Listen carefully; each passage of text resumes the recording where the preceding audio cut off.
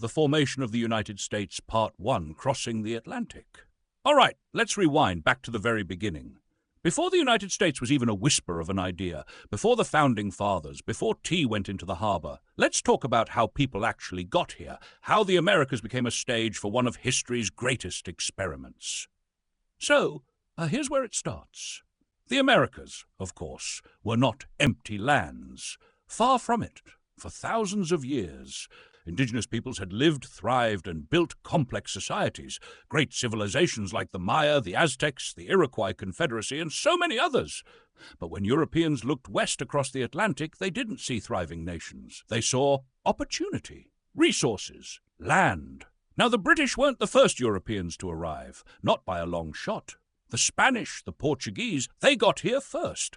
In 1492, Columbus, sailing for Spain, made his famous journey, and after that, the floodgates opened. Spain claimed vast territories in Central and South America, Portugal colonized Brazil, and others like the French and Dutch followed. Britain, they came a bit later to the party. Okay, so why the delay? Well, Britain in the 1500s was complicated. They were dealing with internal struggles.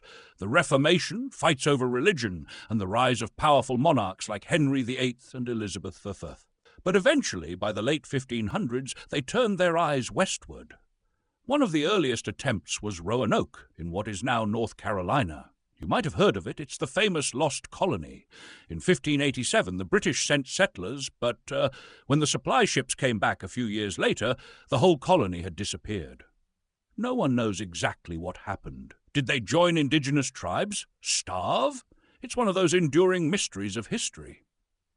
But then, in 1607, the British tried again, this time with Jamestown, Virginia. And let me tell you, it was rough. Jamestown wasn't some shining beacon of prosperity. It was a swampy, mosquito-infested mess. Half the settlers died in the first year. They struggled to grow food, relied heavily on local indigenous peoples for help, people like Pocahontas and her Powhatan community. You probably know the romanticized version of that story, but let's be real, it was a fragile, uneasy relationship. Still, Jamestown survived. And why? Well, because they found something worth exporting. Tobacco. Yeah, they turned to cash crops, and soon enough the colony became profitable. And that's when the floodgates opened. By the early 1600s, British settlers were coming to the Americas for all sorts of reasons. Some were adventurers seeking riches or a fresh start. Others were fleeing religious persecution, groups like the Pilgrims, who landed in Plymouth in 1620. They wanted to create a society where they could worship freely. But, and this is important to note, their freedom didn't always extend to others. You had Puritans in Massachusetts who wanted religious utopias but were quick to persecute dissenters. Now, let's talk about the land. From the British perspective, the land seemed limitless. But in reality, every acre they settled was already home to indigenous peoples. And these settlers didn't just coexist, they displaced. There were moments of cooperation, sure, but more often there were wars, broken treaties, and devastating epidemics. European diseases like smallpox that ravaged native populations. By the 1700s, Britain had established 13 colonies along the eastern seaboard. These colonies were diverse. You had places like Virginia and the Carolinas, built on plantations and enslaved labor. Then there was New England, where small farming communities thrived alongside bustling port towns. Pennsylvania? That was a haven for Quakers, while New York was originally Dutch before the British took it. And, it wasn't just the British. Other European powers were still here. The French had Quebec and Louisiana, the Spanish controlled Florida and much of the Southwest, and the Dutch had their trading outposts. It was a patchwork of competing empires, indigenous nations and settlers, all vying for power and survival. But here's the thing. These British colonies, they were growing fast. By the mid-1700s, the population had exploded. Cities like Boston, Philadelphia, and Charleston were becoming bustling centers of trade. The colonies were exporting goods like tobacco, rice, and furs, and importing luxuries from Europe. But they weren't just trading with Britain. Colonists were getting a taste of independence, trading with other nations, even smuggling to avoid British taxes. And this is where the seeds of rebellion start to form. Because while the colonies were thriving economically, politically, they were still tied to Britain. The Crown controlled the laws, the taxes, the military. The colonists, these self-reliant, ambitious people, were starting to ask questions. Why should they be ruled by a king across the ocean? Why didn't they have a say in how they were governed? This is where it all begins. A new land, new people, and the beginnings of an identity that was separate from Britain. But the journey from colonies to an independent nation? That's still to come. All right, that's part one. Let's take a breather before we dive into the road to revolution. It's about to get intense.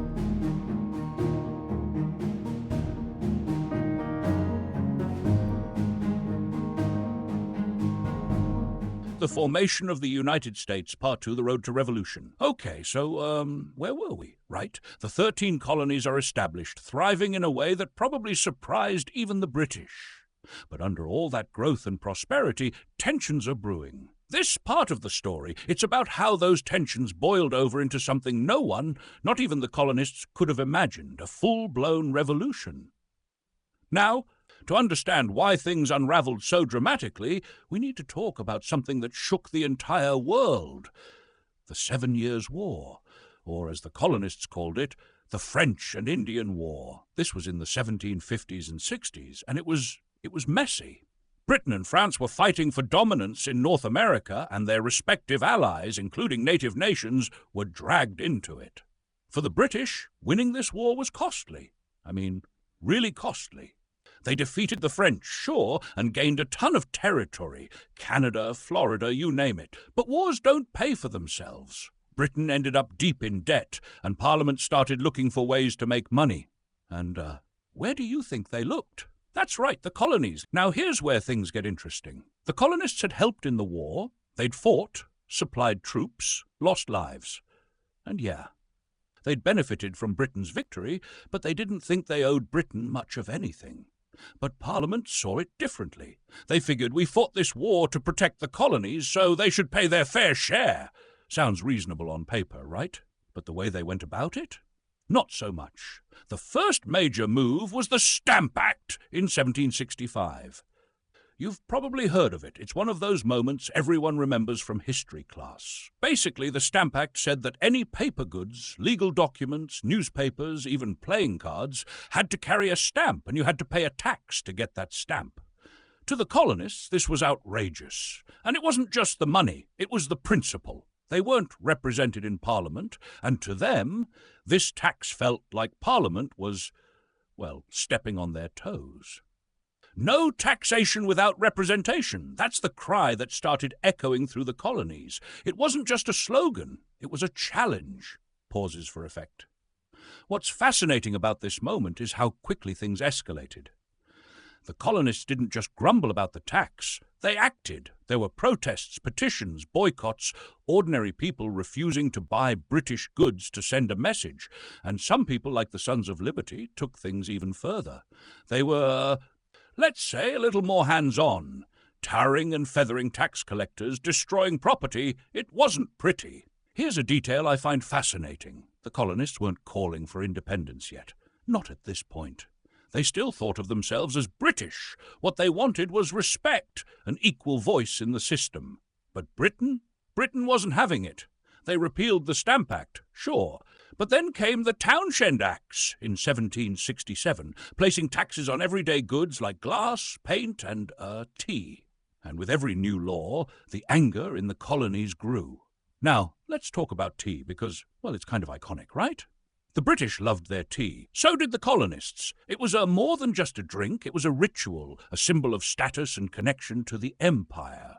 So when Britain passed the Tea Act in 1773, it wasn't just about taxation. It felt like Parliament was using tea to remind the colonies who was in charge. And of course we get the Boston Tea Party. December 16, 1773, a group of colonists, disguised as Mohawk Indians, boarded British ships in Boston Harbor and dumped 342 chests of tea into the water. Imagine standing there, watching those crates tumble into the icy water. To the colonists, it was a bold act of defiance. To Britain, it was a slap in the face. Britain's response was swift and brutal. They passed the coercive acts. The colonists called them the intolerable acts, and they weren't kidding with that name. Boston's port was shut down entirely, cutting the city off from trade. The Massachusetts government was dissolved. British soldiers were given more authority, and the colonists were forced to house them in their homes. These acts weren't just punishments, they were warnings. Don't mess with us. But here's the thing. Instead of scaring the colonies into submission, these acts had the opposite effect. Colonists in other regions, Philadelphia, New York, Virginia, they rallied around Boston. An attack on one colony, they said, is an attack on all of us. And this, right here, is where the colonies began to see themselves as a united front. In 1774, they formed the First Continental Congress, where representatives from 12 colonies met to coordinate their resistance.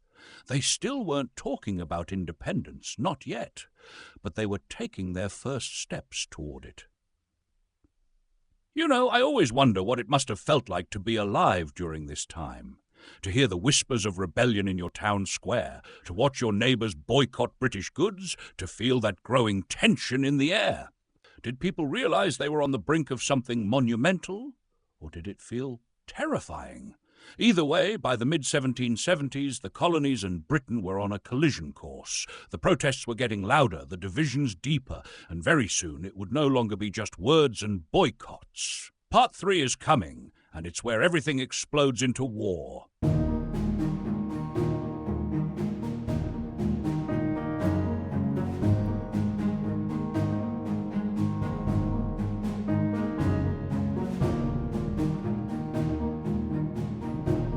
Formation of the United States, Part 3, Revolution Sparks. All right, so here we are. The colonies are angry.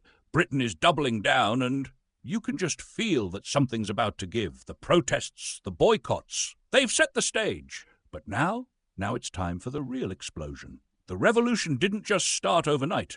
It was this slow build of tension that finally snapped in 1775. Here's where it really kicks off. Lexington and Concord. You've probably heard of the shot heard round the world. It's a dramatic way of putting it, but honestly, it's pretty accurate. April 19th, 1775, British troops were marching from Boston to Concord, Massachusetts, to seize weapons stockpiled by the colonists. Along the way, in Lexington, they ran into a group of colonial militiamen. Just farmers and tradesmen with muskets, really. And here's the thing. No one knows who fired that first shot. Was it the British? The colonists? Some nervous soldier with an itchy trigger finger? Either way, it didn't matter. Once that musket cracked, there was no turning back. The fighting spread to Concord, and by the end of the day, dozens were dead on both sides. That was it. The war had begun. Now, it's important to remember that not everyone in the colonies wanted this war. I mean, think about it. It's a huge risk to take on the British Empire, the most powerful military force in the world at the time. There were plenty of colonists called loyalists who thought the idea of breaking away was crazy. But for the patriots, the ones pushing for independence, this was their moment. The fighting spread quickly. By June of 1775, you've got the Battle of Bunker Hill near Boston. Technically, it was a British victory, but at such a high cost that it shocked them. The colonists, these so-called amateurs, had put up a fight that proved they weren't just going to roll over. The British realized this wasn't going to be a quick, easy war. But here's the wild thing. Even as battles raged, most colonists still weren't ready to declare independence. They were angry at Britain. Sure, they wanted fair treatment, representation, and autonomy, but completely breaking away? That was another level entirely. For many, it felt unimaginable. And yet the idea of independence kept growing. A big reason for that was this little pamphlet that hit the colonies like a lightning bolt, Common Sense, by Thomas Paine. Published in early 1776, it made the case for independence in plain, fiery language that ordinary people could understand. Paine didn't just argue that independence was possible, he argued that it was inevitable. He said, why should a tiny island across the ocean rule a vast continent? It's absurd. And people listened. By the spring of 1776, the colonies were reaching a tipping point. The British had tightened their grip, sending more troops and cracking down on dissent. The colonists, meanwhile, had formed the Continental Army, led by a Virginia plantation owner named George Washington. Washington wasn't the most experienced military leader, but he had this presence. People trusted him. They believed in him. And so the colonies took the leap. On July 2nd, 1776, the Continental Congress voted to declare independence. 2 days later, on July 4th, they adopted the Declaration of Independence, written primarily by Thomas Jefferson. Now, we all know the famous lines, "We hold these truths to be self-evident, that all men are created equal." But it wasn't just about lofty ideals. The Declaration was a bold, defiant statement to the world. We're no longer British subjects. We're something new. But let's pause for a second here. It's easy to romanticize this moment, to picture fireworks and cheers, and yeah, there was excitement. But there was also fear. Declaring independence wasn't just a political statement. It was a declaration of war against the most powerful empire on earth. If they lost, it wasn't just a failure. It was treason. They'd all be hanged. The months that followed were chaotic. The British sent tens of thousands of troops to crush the rebellion, and the colonists, they struggled. Washington's army was underfunded, poorly equipped, and often outnumbered. In the fall of 1776, they suffered a series of defeats around New York City, and morale plummeted. It seemed like the revolution might die before it even really got going. But then, something changed. Washington, desperate for a win, launched a daring attack on Christmas night, 1776. His troops crossed the icy Delaware River and surprised a group of Hessian soldiers, German mercenaries hired by the British at Trenton, New Jersey. It wasn't a massive battle, but it was a badly needed victory. It gave the colonists hope, proof that they could stand up to the British. By the end of 1776, the revolution was far from won. In fact, it still looked like a long shot. But the colonists had made their choice. They weren't fighting just to protest taxes or get fair treatment anymore. They were fighting for their very existence, for the chance to create something entirely new. And that's where we'll leave this part. The revolution has begun. The stakes couldn't be higher, and the world is starting to watch. In the next part, we'll dive into how this ragtag group of rebels managed to turn the tide against all odds. Stay tuned. This is where it gets really interesting.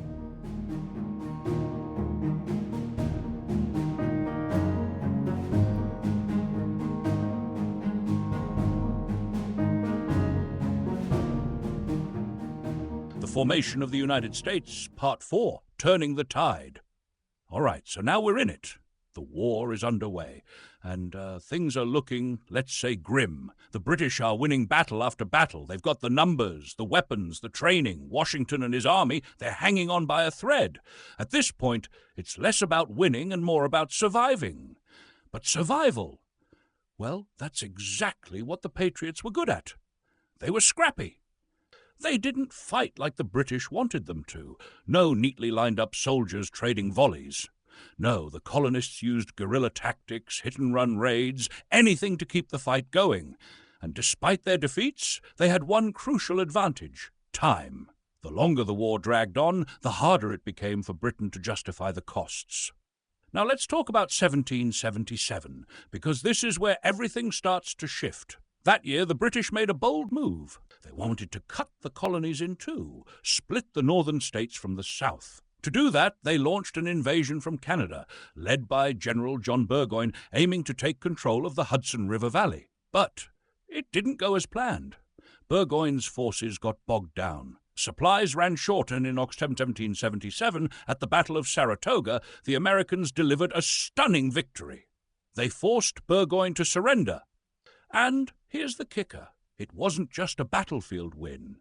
Saratoga changed everything on a global scale. See, the colonists had been reaching out for help. They knew they couldn't win this war alone, not against Britain's resources. And after Saratoga, France decided to take a chance on them. France and Britain had been rivals for centuries, and the French saw an opportunity to weaken their old enemy. In 1778, they signed a formal alliance with the Americans, bringing money, weapons, and most importantly, a navy.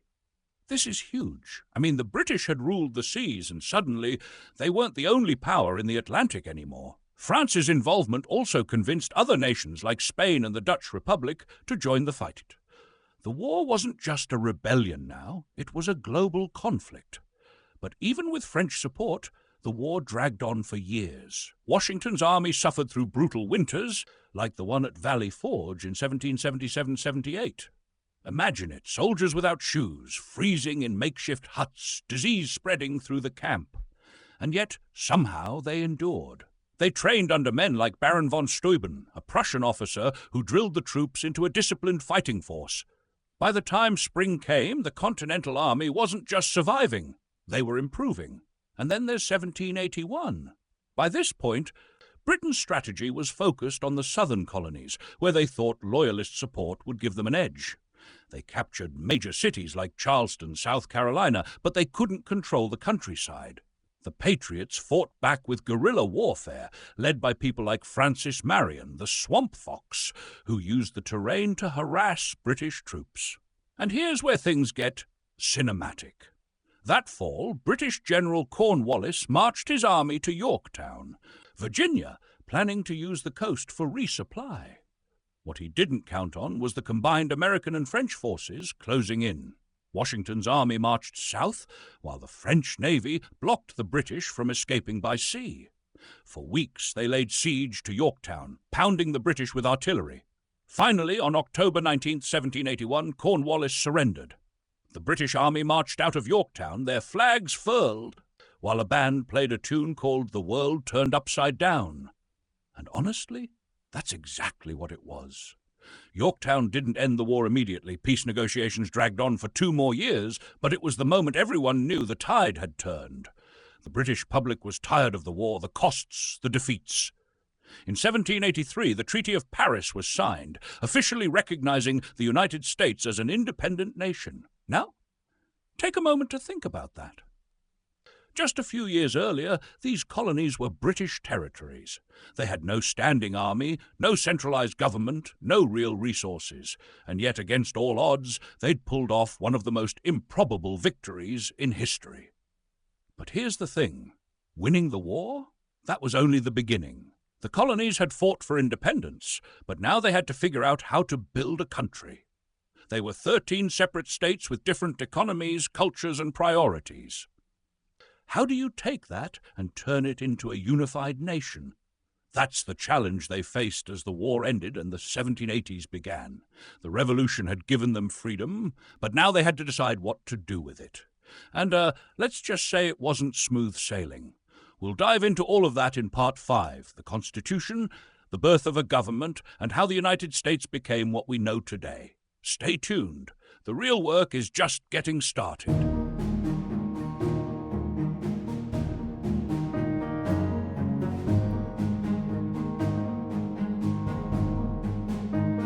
Formation of the United States, Part 5, Building a Nation. So the war is over. The Treaty of Paris is signed in 1783, and for the first time the colonies, now states, are independent. But independence doesn't automatically mean unity, and it definitely doesn't mean smooth sailing. Winning the war was one thing, but building a functioning country? That was a whole new challenge. Honestly, it could have all fallen apart right here.